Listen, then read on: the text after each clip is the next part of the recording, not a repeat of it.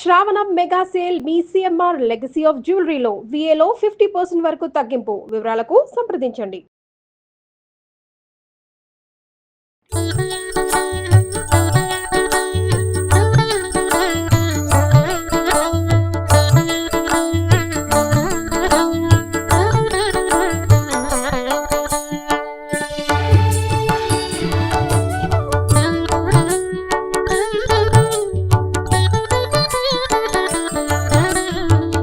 అందరికీ నమస్కారం.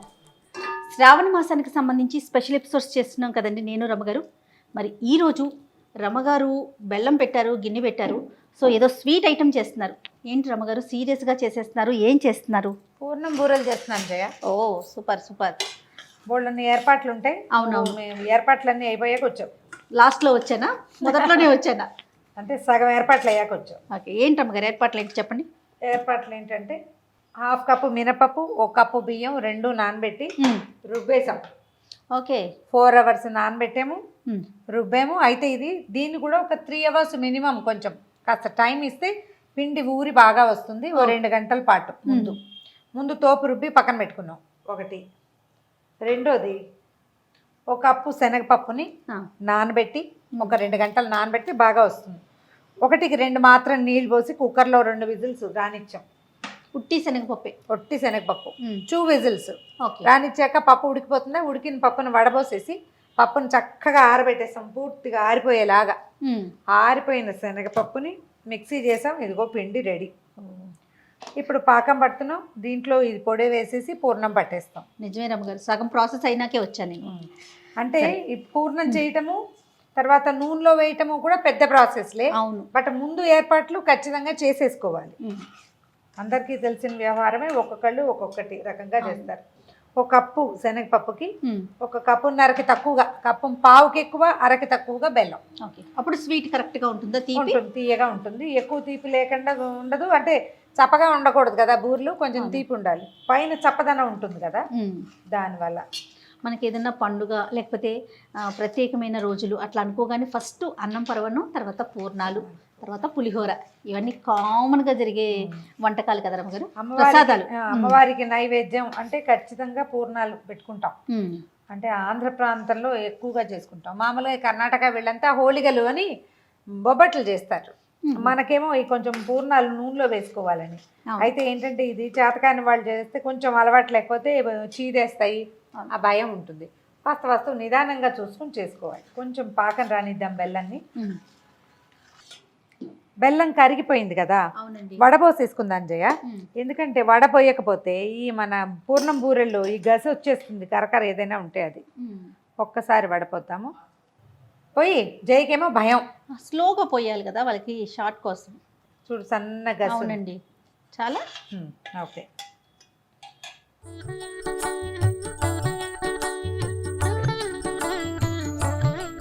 వడపోసుకున్నాం కదా రమగారు. ఒక్క తీగ పాకం, ఒక తీగ వస్తే సరిపోతుంది. అంత మాత్రం వస్తే మనకి ఏంటంటే పూర్ణం చక్కగా పాకం బాగా వస్తుంది. ఈ పని కొంచెం పెద్దది. మనం 1 గ్లాస్ చేసినా ఇంత ప్రాసెస్ చేయాల్సిందే. అందుకని చేసేది ఏదో 1 కిలో చేసేస్తే సరిపోతుంది కదా అనిపిస్తుంది. కాకపోతే పిండి కొంచెం ముందుగానే రుబ్బి ఉంచుకుంటే ఒక 2 అవర్స్. మన దగ్గర ఇలా దోసపిండి అంటే మనం మినపప్పు అవి వేసాం కదా, మైదా నీటిలో కలిపి ముంచి కూడా వేసుకుంటారు. అప్పటికప్పుడు అయిపోవాలంటే పూర్తిగా మైదాతో అండి. పూర్తిగా మైదా ఫ్రెష్గా రుబ్బిన దోసపిండి కనుక మన దగ్గర ఉంటే అది కూడా పెట్టుకోవచ్చు, మన ఇష్టం. ఇదేంటంటే మనం దేవుడికి చేసేటప్పుడు అమ్మవారి కోసం చేస్తాం కదా, పండగ రోజు చేసే నివేదన. దీనికి ముందు రోజు నిల ఉన్నది అలా కాకుండా కొంచెం ప్రాసెస్ పెద్దదైనా ఈ పని చేస్తే బాగుంటుంది. ఓకే, ఇలా బుడగలు వస్తే చాలు చేయ. స్టవ్ ఆపేసేద్దాం. ముందు 1 స్పూన్ నెయ్యి, తర్వాత చక్కగా ఫ్రెష్గా పొట్టి పెట్టుకున్న యాలకుల పొడి.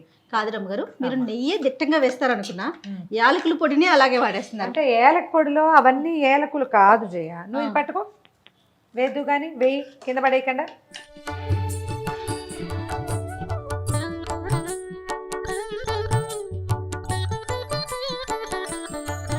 ఏలక పొడిలో పంచదార వేసి కొట్టుకుంటాం, అందుకని నీకు ఆ పదార్థం ఎక్కువగా తోస్తుంది. కానీ అదంత ఎక్కువేం కాదు. నేను కిచెన్లో మీరు వాడే ఐటమ్స్లో చూస్తాను, నెయ్యి ధారాళంగా వాడేస్తారనుకోండి, యాలకుల పొడి, ఇంగు ఒకటి, బా, దారాలు అంటే దారాలు, మామూలు దారాలు కాదు. అంటే ఇప్పుడు మనం కొనుక్కునే ఇంగువల్లో ఏమంత ఇది ఉంటుంది, అసలు స్మెల్లే ఉండట్లేదు రమ్మగారు. చేత కాస్త వేసినా పర్వాలేదు. మనం ఇప్పుడు మామూలుగా ఏం చేసేవాళ్ళు అంటే ఇది వరకు జయ శనగపప్పుని ఉడికిచ్చి దాన్ని మెత్తగా కుమ్మేసి దాంట్లో బెల్లం వేసి ఉడకబెట్టేవాళ్ళం.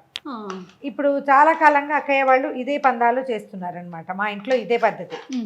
ఇంకా ఇది చీదేస్తుంది, పాకం సరిగా రాలేదు, మళ్ళీ వెచ్చబెట్టాలి, చల్లారబెట్టాలి, ఈ గోల ఏం లేదు. చక్కగా కొలతలతో వేస్తే సరిపోతుంది, కరెక్ట్గా వస్తుంది. మనం ఆ బెల్లం పాకం కనుక సరిగ్గా రాణిస్తే దీన్ని కొంచెం చేతి కొద్ది ఒక్క అర స్పూన్, ఇంకా కొంచెం. నువ్వు కళ్ళు మూసుకోవా ప్లీజ్? కళ్ళు మూసుకుంటే ఒక స్పూన్ వేసేస్తారా? వేసేస్తాను, లేకపోతే పావు స్పూనే వేస్తాను. నువ్వు చూస్తే దీన్ని నున్నగా చేద్దాం. ఎక్కడ ముద్దలు డ్రైగా ఉండనివ్వకుండా కలిపేసుకోవటం, కొంచెం చల్లారనిచ్చి మనకు కావాల్సిన సైజులో చూడు చేపట్టేస్తున్నా. పర్వాలేదు, నేను చూపిస్తున్నాను అంతే. మనం నెయ్యి వేసాం కదా, చక్కగా వచ్చేస్తుంది. మనం ఏ సైజులో పూరలు చేసుకోదలుచుకున్నామో ఆ సైజులో తీసేసుకోవటం. ఇందులో పప్పులు లేకుండా మాత్రం గ్రైండ్ చేసుకుంటే సరిపోతుంది. పప్పు పేలుతుందని ఒక భయం ఉంటుంది, హోల్ గ్రెయిన్ పూర్తిగా గింజ ఉంటే కనుక. సరేనా? ఓకే. తోపు చూడు, మన అవసరాన్ని బట్టి కొంచెం పలచని చేసుకోవచ్చు. కావాలి ఇడ్లీ దోశ పిండి కన్నా కొంచెం గట్టిగా కదండి, ఒక్క నల్లకంతా. అయితే ఇది కొంచెం నిలవ పడితే బాగుంటుంది. నా అలవాటు ఏంటంటే నేను ఒక చిటికెడు పసుపు వేస్తాను. ఎందుకు రమ్మగారు? కలర్ వస్తుంది, రంగు బాగుంటుందని ఒకటి. తర్వాత ఇటీవల కాలంలో మా ఇంట్లో వంట చేసిన ఒక వంట ఆవిడ ఐడియా చెప్పారు, ఒక హాఫ్ స్పూన్ పంచదార వేయండి, అప్పుడు మనం తోపు వేస్తాం కదా లోపల కొంచెం రంగు బాగా వస్తుంది, పై తోపు చప్పగా లేకుండా ఉంటుందని చెప్పారు. ఆవిడ వేస్తే నచ్చింది నాకు. ఒకే ఒక స్పూన్ పంచదార వేస్తా. చూద్దాం ఈరోజు. రంగు మారుతుంది లైట్గా, అంటే షుగర్ వల్ల ఏమవుతుంటే డార్క్గా వస్తాయి అన్నమాట, తెల్లగా లేకుండా. ఈ లోపు నేను చేశానండి, ఉండలు చేసేసి చకచక.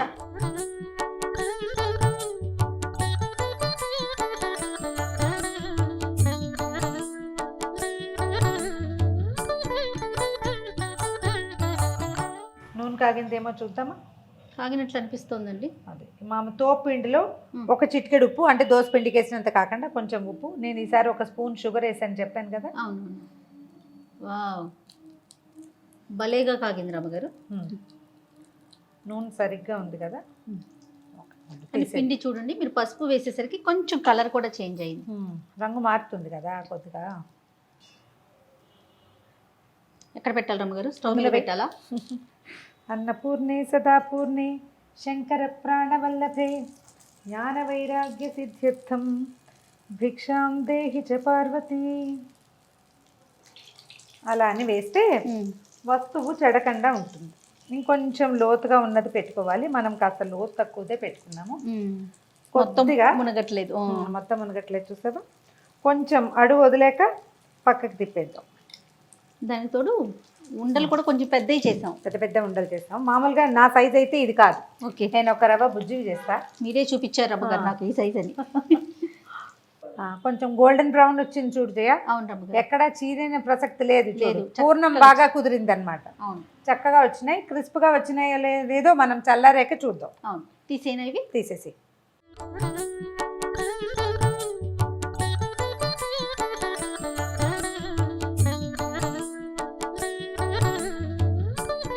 ఉండలు కొంచెం చిన్నవి చేశాను. అవును రమ్మగారు, ఇప్పుడు ఈజీగా ఉంటుంది చూడు. తోపు చిక్కగా ఉండాలి, పల్చగా ఉంటే ఇది చాలా సతాయించేస్తుంది మనని. కొద్దిసార్లు 4-5 సార్లు చేశాక అవే వస్తాయి చేయ. ఏవి పనులు ఎవ్వరికి పర్ఫెక్ట్గా రావు, పుటకతోటే చేస్తూ ఉంటే వస్తాయి. కాదు రమ్మగారు, ఎంత మినపప్పుకి ఎంత బియ్యం ఇది మీరు? నా లెక్క అయితే ఒక మినపప్పు 1.5 బియ్యం. ప్రతిసారి అలాగే చేస్తాను. బెల్లం అండి? బెల్లం 1కి 1.5కి తక్కువ, పావుకి ఎక్కువ అన్నారు. చాలు. ముందు స్పూన్ ఒకసారి కదిపి అప్పుడు కాస్త పై వైపున డ్రైగా కనపడుతున్నప్పుడు మనం కదుపుకోవాలి. ముందే కదిపితే ఏమవుతుందంటే అడుగు వదిలేసింది అనుకో, లోపల ఉన్న పూర్ణం చీదేస్తుంది. ఓకే, వెంటనే కదపకూడదు అనమాట. ఏదో మూవ్ అవుతుంది, ఈజీగా మూవ్ అవుతుందంటే ఇబ్బంది లేదు. వచ్చేది కొద్దిగా ముద్దు చేయాలి ఈ వస్తువుని. పూర్ణంలోనే ఉంది జయ అసలు పాయింట్ అంతా. లోపల పెట్టే పూర్ణము ఎంత గట్టిగా మనం సరిగ్గా చేసుకోగలిగాము అనే దాని మీదే ఉంది. పప్పు రుబ్బి ఇది వరకు అయితే పప్పు రోట్లో రుబ్బడము, దాన్ని చేయటము, పాకం కలిపాక అది బెల్లం వేసి కుమ్మి చేసేవాళ్ళు. దానికంటే ఇప్పుడు మనకి మిక్సీలు వచ్చినాయి, ఎంత సులువైపోయిందో పని. హాయిగా పాకం పట్టుకుంటాము, పిండి పప్పు ఏమో ఉడికించేసి చక్కగా దాన్ని ఏం చేయాలంటే ఆరబెట్టేసేయాలి పప్పుని పూర్తిగా. పప్పు ముందు చేసుకోవాలన్నమాట. ఎప్పుడు మనం తోపిండి రుబ్బుకుంటామో అప్పుడే పప్పు ఉడకబెట్టి పక్కన పెట్టేసేయాలి. అది ఆరిపోతే చక్కగా గ్రైండ్ చేసేయటము, కలిపేసేయటము, ఏ గోళ లేకుండా వచ్చేస్తాయి. చూడు ఎక్కడ కదలలేదు, చూసావా? కొంచెం వేగనిచ్చి తీసేద్దాం, కలర్ మారితే చాలు. చక్కగా చిన్న ముదిరిని చూసావా, రంగు చూడు అందంగా వచ్చింది. కావాలంటే ఇందాకటి ఇంకోసారి వేసి కూడా తీసుకోవచ్చు, మనం గారెలు వేసినట్టు డీప్ కలర్ రావడం కోసం. మనకి చేత అయిన పని ఏంటంటే పక్కన చిల్లలు పడకుండా వేయటం అనమాట. చేత వస్తే అలవాటు అయిందనుకో ఇక పక్కన ఏం పడదు. పక్కన పడుతుంది అంటే చేత కాని పని. కానీ చాలా లోపలికి చేయి పెడుతున్నారు రమ్మగారు మీరు. ఈ పనులు ఇలాగే చేయాలి జయ. మీరు వేసేటప్పుడల్లా నీకు టెన్షన్ వస్తుంది. స్పూన్తో వేసుకోండి భయం ఉన్న వాళ్ళు. ఇంకొక చిన్న సంగతి చెప్తా. మామూలుగా మేము అమ్మవారికి నైవేద్యం చేసుకుంటాం కదా. ఇప్పుడు ఒకవేళ పాయసమో లేదా పులిహోర పూర్ణం బూర్లు పెట్టుకున్నాం అనుకో, 2 పదార్థాలు అవుతాయి, మూడోది లేదు కదా. అప్పుడు ఈ తోపిండి ఉంటుంది కదా, ఇందులో ఉప్పు కారం జీలకర్ర కలిపి కొంచెం బియ్యం పిండి వేసి పొంగు బూర్లు అని వేస్తాం. అది కూడా వేసి చూపించేద్దాం, సింపుల్. ఓకే. అది 3వ పదార్థం కింద ఉంటుంది. మా పిల్లలకి ఎంత ఇష్టమో అవంటే అప్పటికప్పుడు ఈ తోపే. అందులో మన సోడా వేసే పనులు అవి కూడా ఏం లేవు, వేసేసేయటమే.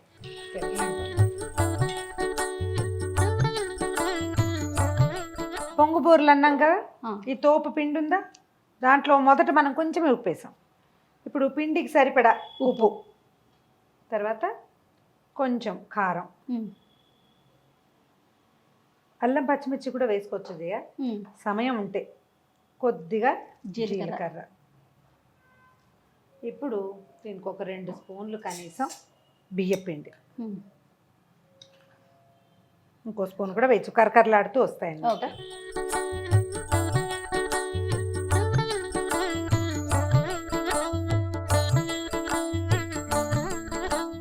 పిండి కలిపేసాను చూడు. అవునండి. ఇలా చేసుకుంటే సరిపోతుంది.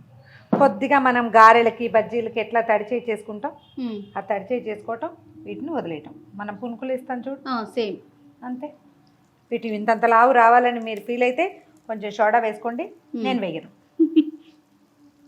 పొంగుతున్నాయి చూడు, అవునవును, అందుకని పొంగు బూరలు అంటారు. కొంచెం సిమ్లో పెట్టి వేయించుకోవాలి. అప్పుడు ఏంటంటే మనకి చక్కగా క్రిస్ప్గా వేగుతాయి. ఇది వేయంగానే వచ్చేస్తాయి, కానీ లోపల వేగాలి కదా, అందుకని చిన్న చిన్న తోకల్లా వస్తాయి. చూడ్డానికి మంచి క్యూట్గా ఉంటాయి, బుడగల్లాగా.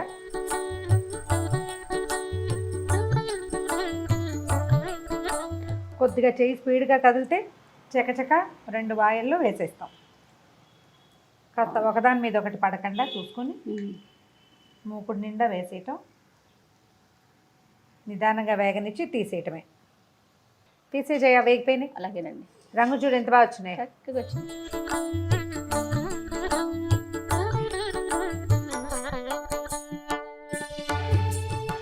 ఓ కరకరలాడుతున్నాయి అండి, గల్లు అంటాయి కదా మువ్వల్లాగా. అవును, చేసి చూపించండి పిల్లలకి ఒకసారి.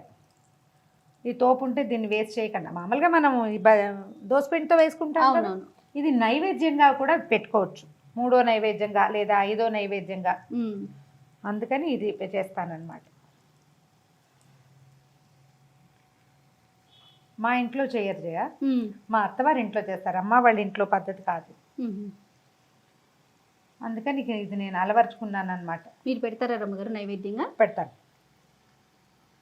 ఉగాదికి, ఇప్పుడు ఈ వరలక్ష్మి వ్రతానికి, తర్వాత ఏమో విజయదశమికి ఇవి ఖచ్చితంగా చేస్తా. పెళ్ళయ్యాక నేర్చుకున్న రెసిపీస్లో ఇదొకటి. రెసిపీ కాదు, ప్రధానంగా ఏంటంటే ఈ విషయం తెలిసినా దీన్ని ఇలాగా నైవేద్యంగా చేయొచ్చు అనేది అత్తవారింట్లోనే తెలిసింది నాకు. డాక్టర్ గారి మామగారు మాతో ఉంటుండేవారు అప్పుడప్పుడు. ఆవిడ అంటే నాయనమ్మండి ఇలా చేయాలని చెప్పేవారు. చాలా స్వీట్ పర్సనాలిటీ, చాలా మంచి ఆవిడ, బాగుండేవారు. ఏదైనా నేర్పించడం చేత కావాలి జయ. అవునవును, నాకు ఏదైనా కొంచెం నేర్పించడం వచ్చిందంటే ఆవిడ వల్ల. అంతే రమ్మగారు. ఆవిడ కూడా ఇలా కొట్టినట్టు చెప్పేవారు రమ్మగారు, మీకులాగా స్మూత్గా. నాకులాగా స్మూత్గా కాదు, ఆవిడ చాలా స్మూత్గా చెప్పడం వల్లే నాకు వచ్చింది. ఓ, మీరు బేసిక్గా టీచర్ అవడం వల్ల. నేను బేసిక్ టీచింగ్ వల్ల నేను కొంచెం హార్ష్గా మాట్లాడతా. లేదు రమ్మగారు, చాలా స్మూత్ మీరు. ఆవిడ చాలా సాఫ్ట్గా ఉంటారు, బాగుండేవారు. అయిపోయింది, తినే రమ్మగారు. తీసేమా, డార్క్ కలర్ వస్తున్నాయి చూడు. స్టవ్ ఆపేసేద్దాం. క్యూట్గా వచ్చినాయి చూడు. చాలా బాగున్నాయి, ముద్దు ముద్దుగా చిన్నగా. పిల్లలు ఈ షేప్ని చూసే కొంచెం ఇష్టంగా తింటారేమో. అవును.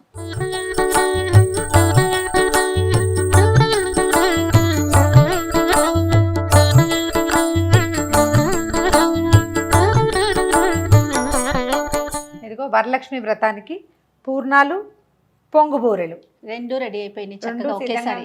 చక్కగా తీసుకెళ్ళటం, నివేదన చేసుకోవటమే. దీనికి సాయం మనం పులిహోర చేసుకోవచ్చు. పులిహోర, పూర్ణాలు. మూడో పదార్థం కింద నేను చూపించిన సింపుల్ రెసిపీ పొంగుబూరెలు. 3 చేసుకుని నివేదన చేసుకోండి. అమ్మవారి అనుగ్రహానికి, కృపా కటాక్షాలకి పాత్రలు కండి. తప్పకుండా రమ్మగారు. థ్యాంక్ యూ సో మచ్ రమ్మగారు. ఇంకొక నైవేద్యంతో మళ్ళీ కలుద్దాం. తప్పకుండా చేయండి.